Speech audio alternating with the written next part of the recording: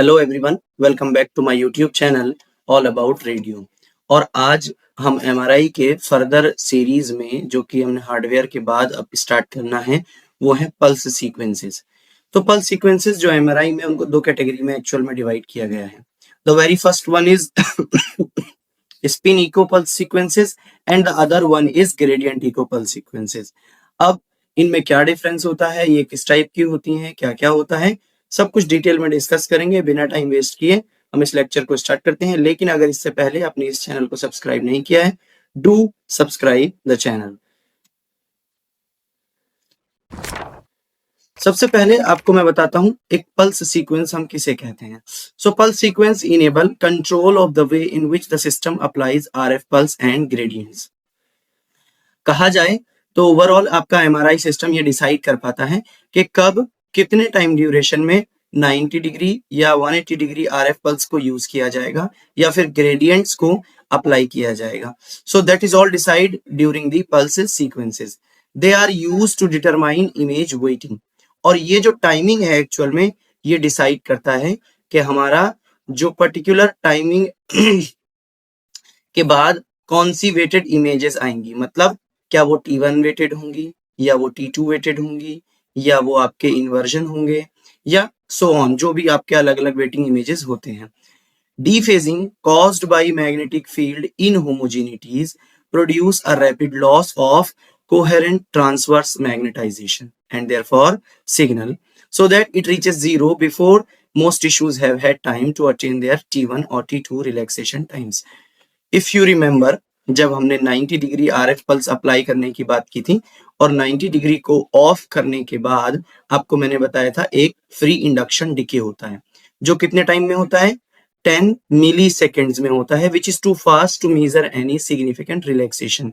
यानी T1 और T2 को अटेन करने के लिए ये बहुत ही कम टाइम है, यानी जो इनहोमोजेनिटीज है वो बहुत ही रैपिडली हो जाती है विद इन 10 मिली सेकेंड्स। तो इतने कम टाइम ड्यूरेशन में सिग्नल नहीं मिलेगा कोई भी, चाहे वो T1 वेटेड इमेज हो चाहे वो T2 वेटेड इमेज हो, कुछ भी यहाँ पर हमें मिलने वाला नहीं है। तो इसी चीज को ओवरकम करने के लिए सीक्वेंसेस डिजाइन किए गए with the help of software, और इन सीक्वेंसेस को एडजस्ट किया जाता है आपके पल्स सीक्वेंसेस में आपको अप्लाई करते हुए आरएफ पल्स या फिर ग्रेडियंट जो आपके मैग्नेटिक फील्ड हैं। So, pulse sequences are method used by the MR system to rephase the magnetic moment of hydrogen nuclei at a later point in time and produce a signal called an echo. तो for example, जैसे ये हमारा z axis है और ये y axis है, तो जो हाइड्रोजन प्रोटॉन एक्साइट होकर आपके किस एक्सिस में आए थे, ये आपके आए y एक्सिस में। तो जैसे ही मैंने 90 डिग्री आरएफ पल्स को ऑफ किया तो ये वापस से बहुत ही रैपिडली आपके y एक्सिस z एक्सिस में आने की कोशिश करेंगे।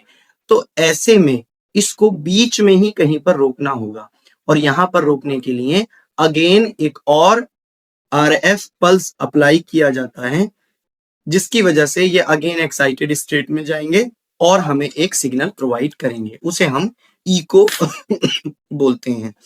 As data are collected from the echo later in the sequence, image contrast relies on differences in their T1 recovery times, T2 decay time और proton density between tissues। तो क्योंकि हमने ये बाद में 180 डिग्री को अप्लाई किया या बाद में आरएफ रीफेजिंग पल्स अप्लाई किया या ग्रेडियंट रीफेजिंग किया, तो उसके हिसाब से इमेज का जो कॉन्ट्रास्ट है वो अलग अलग चीजों पर डिपेंड कर रहा है। किन किन चीजों पर डिपेंड कर रहा है, T1 रिकवरी टाइम पर या T2 डिके टाइम पर या फिर प्रोटोन की जो डेंसिटी है, जो अलग अलग टिश्यूज के बीच में डेंसिटी है, उसके हिसाब से हमें इमेज का कॉन्ट्रास्ट मिलेगा। जैसे अगर T1 रिकवरी हुई है तो वहां पर हमें जो फ्लूइड है वो डार्क नजर आएगा, अगर T2 रिकवरी हुई है तो वो फ्लूइड हमें व्हाइट नजर आएगा, वही सेम फ्लूइड हमें फिर प्रोटोन डेंसिटी में ग्रे नजर आता है।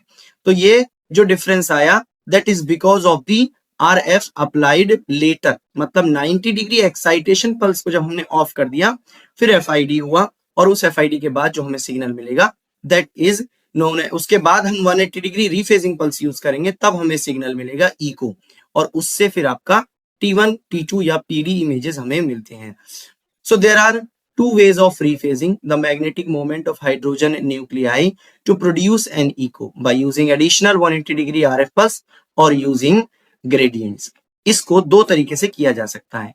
तो इफ आप कनेक्ट करेंगे थोड़ा सा डॉट्स को कि हमने ये आपका z एक्सिस से y एक्सिस में पहुंचाने के लिए हाइड्रोजन प्रोटॉन पर 90 डिग्री RF पल्स को यूज किया, ये एक्साइटेड स्टेट में आ गए. फिर ये 90 डिग्री को ऑफ किया तो ये विद इन 10 मिली सेकेंड्स क्या हो जाएंगे, अपने वापस जो है नल पॉइंट पर आ जाएंगे जहां पर इनके पास कोई मैग्नेटिक मोमेंट नहीं है, यानी कोई सिग्नल नहीं मिलेगा.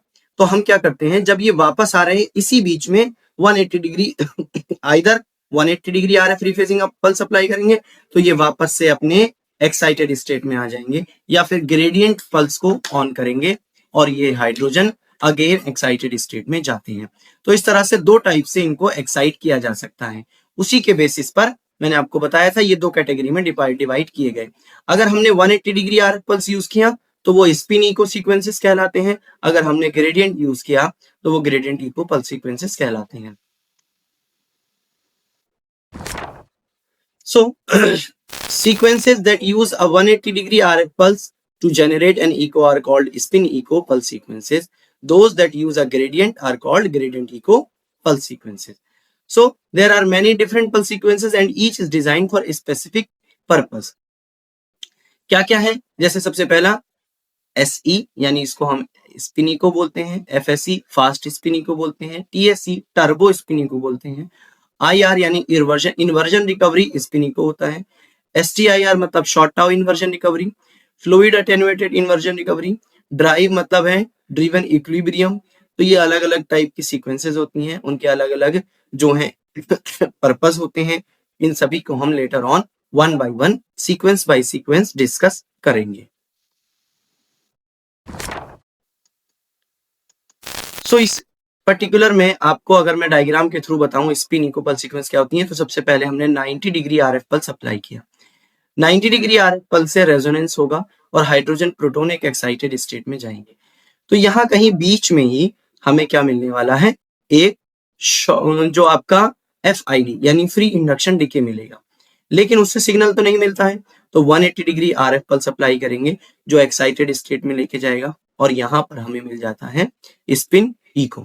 तो जो इफ यू रिमेम्बर मैंने आपको टाइम्स बताए थे इमेजिंग में, MRI में एक TE बताया था और TR बताया था, यानी time of echo and time of repetition. तो ये जो टाइम ऑफ इको है यानी 90 डिग्री RF पल्स अप्लाई करने से लेकर जहां पर हमें पीक सिग्नल मिलता है, that is known as time of echo. तो ये TE के हिसाब से हमें कॉन्ट्रास्ट डिसाइड करके देता है.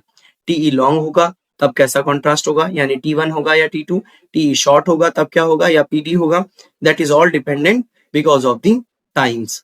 तो ये हम सब डिस्कस करेंगे one by one. Till then, that's it about spin echo introduction. We will discuss one by one all the type of spin echo sequences. If you have not subscribed YouTube channel All About Radio, please do and subscribe your YouTube channel. And do not forget to share, subscribe and press the bell icon. Thank you so much. Have a good day.